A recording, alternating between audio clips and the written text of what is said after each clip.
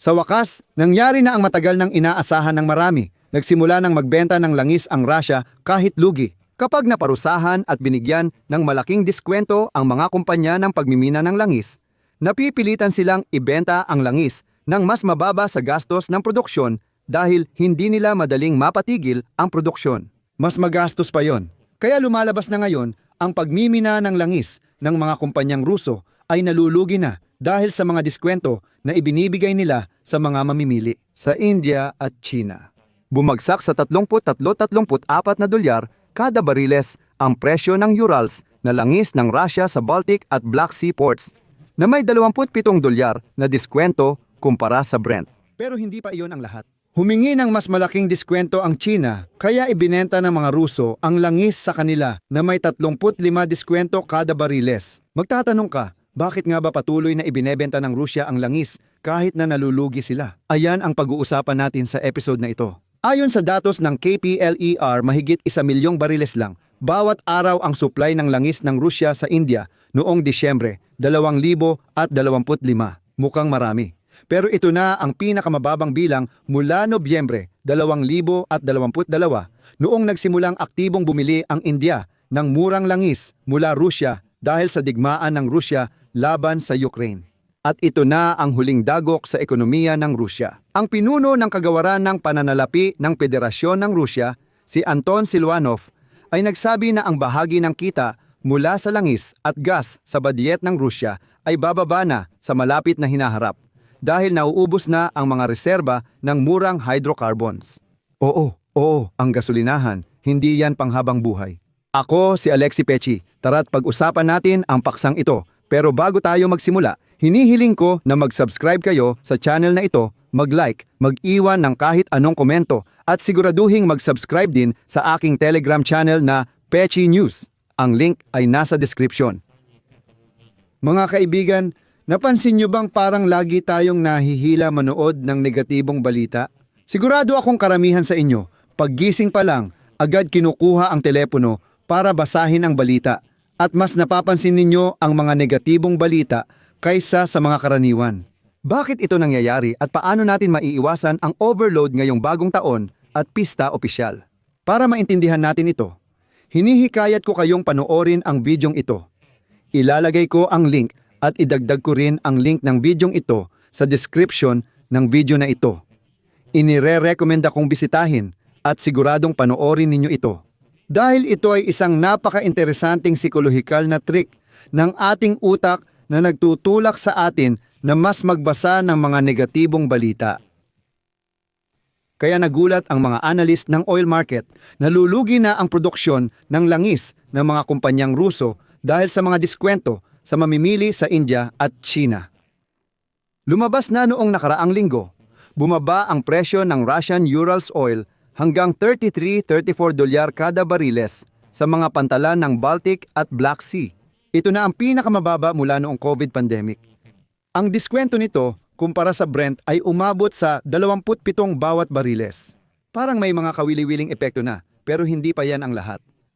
Nang makaamoy ng dugo, ang China bilang kaalyado ng Rusya, agad na sinamantala ang sitwasyon. At ang ilang batch para sa mga Chinese na oil refinery ay naibenta na may diskwentong dolyar.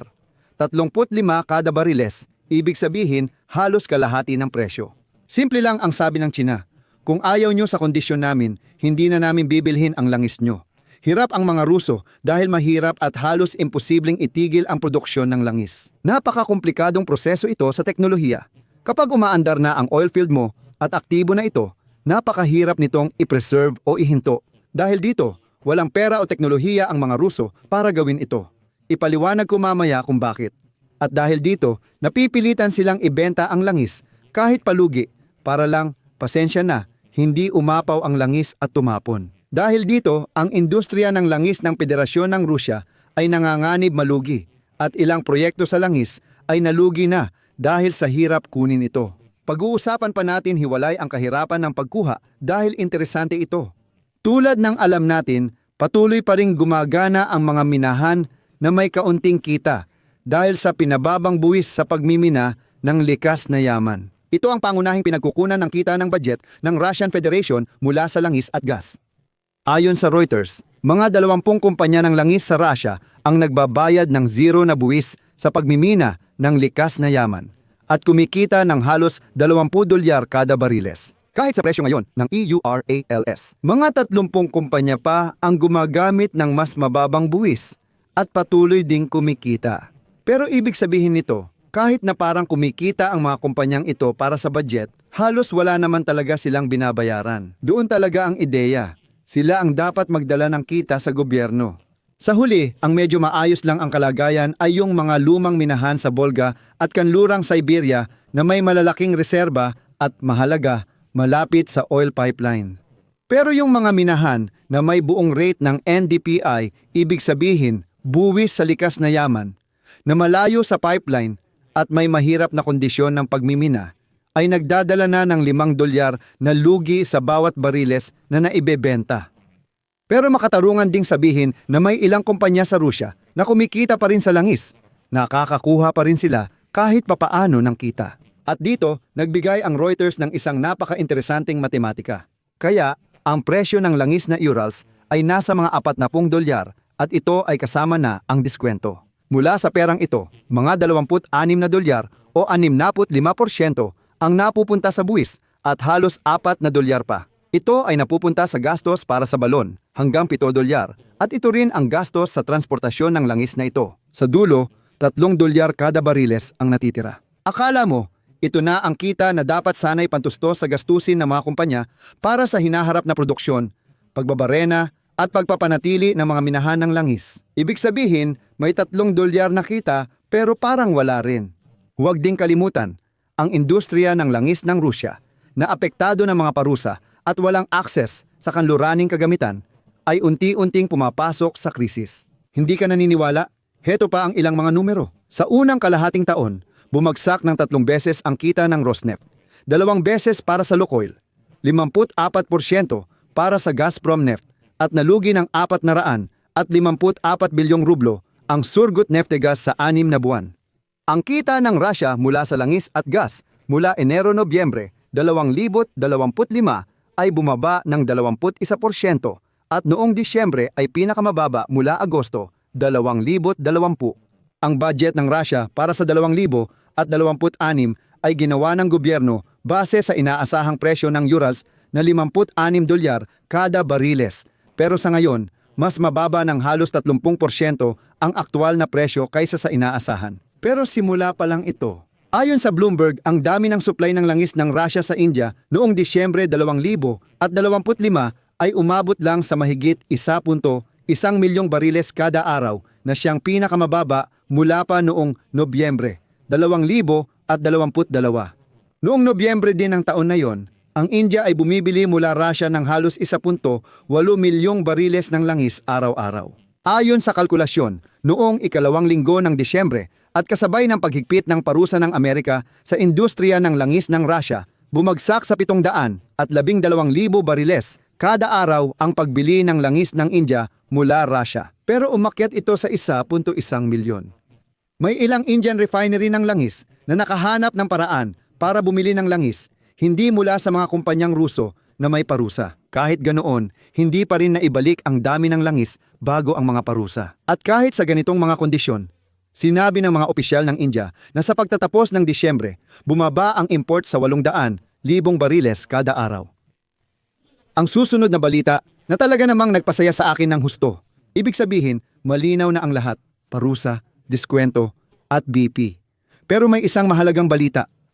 Inamin ni Anton Silvanov, Ministro ng Pananalapi ng Russian Federation, na bababa ang kita mula sa langis at gas sa budget ng Russia sa panggitna at pangmatagalang panahon dahil nauubos na ang mga reserba ng hydrocarbons na mababa ang gastos sa Russia. Ayon sa kanya, tapos na ang pinakamadaling panahon ng pagmimina sa Russia at ang pagmimina sa mahihirap na lugar ay nagiging mas mahal. At dahil dito, kailangan pang ibaba ang mga buwis sa industriya ng langis at gas, ayon kay Silvanov. Naglalaan kami ng karagdagang mga insentibo sa pagbubuwis at malinaw naming nauunawaan na hindi kami dapat umasa sa mataas na antas ng kita mula sa langis at gas sa pangmatagalang panahon. Mahalaga ito dahil kung nalulugi na ang mga kumpanya ngayon sa medyo madaling pagmimina. Paano pa kaya kung mas lalong tumaas ang gastos sa pagmimina? Dagdag pa, huwag kalimutan, kung aalisin ang buwis sa mga kumpanya ng langis, ang magpapuno ng budget ay manggagaling na sa cloud. Ayon kay Silwanov, ngayong taon bumaba sa 23% ang bahagi ng kita mula sa langis at gas sa kaban ng bayan, samantalang ilang taon lang ang nakalipas ay umaabot pa ito ng 50%. Ayon sa kalkulasyon ng Ministry of Finance ng Russia, sa 5 taon ay hindi na aasahan ng Russia ang kita mula sa langis. Sa pangunahing senaryo na nakabatay sa presyo ng langis na $69 kada bariles, babangon sa 13% ng budget ang kita mula langis at gas pagkalipas ng 17 taon at sa mas mababang presyo ng langis, magiging 9% ito. Pero, gaya ng alam ninyo, walang presyong $69 o malapit dito. Magbibigay pa ako ng isa pang sipi kay Silwanov para lalo kayong mapasaya. Nasa alanganin na mismo ang pag-iral ng Russia sa pandaigdigang pamilihan ng langis ayon sa Energy Strategy 2050 na inaprubahan ng gobyerno na nangangailangan ng malalaking pamumuhunan, teknolohikal na pag-unlad at mga pagbabago sa regulasyon. Maaaring maranasan ng ekonomiya sa mga susunod na taon ang biglaang pagbagsak ng produksyon ng langis mula sa kasalukuyang 500 at 20 milyong tonelada kada taon pababa sa 400 at 77 milyong tonelada pagsapit ng 2,000 at 36 at 200 at 87 milyong tonelada pagsapit ng 2,050. Ibig sabihin, kalahati ang ibababa. Kailangang bawasan ang pag-export ng langis ng 3 beses hanggang 79 na milyong tonelada kada taon sa ilalim ng stress na senaryo na kinabibilangan ng paghihigpit ng mga sanksyon ng kanluran at mas mabilis na pagtalikod ng mundo sa mga hydrocarbon. Pagsapit ng 2,050 ang Rusya ay makakakuha na lang ng 100 at 71 milyong tonelada ng langis kada taon, 3 beses na mas mababa kaysa ngayon. At wala nang matitirang bariles para sa export dahil bababa sa zero ang dami nito. Wakas ng sipi ni Silwanov. At sa puntong ito, sa magandang nota, maglalagay ako ng ellipsis. Ibahagi ang opinyon at damdamin ninyo sa comments ng episode na ito. At mga kaibigan, kung naging interesante at kapaki-pakinabang sa inyo ang episode na ito, maaari ninyong suportahan ang channel na ito sa pamamagitan ng inyong donasyon o bayad na sponsorship subscription gamit ang mga link at detalye. Sa video description, nakasaad na suportahan ang channel ni Alexi Pechi at pumili ng format na komportable sa inyo. Magpapasalamat ako sa kahit anong suporta mula sa inyo. Hanggang dito na lang, ingatan ninyo ang inyong sarili. Paalam sa lahat.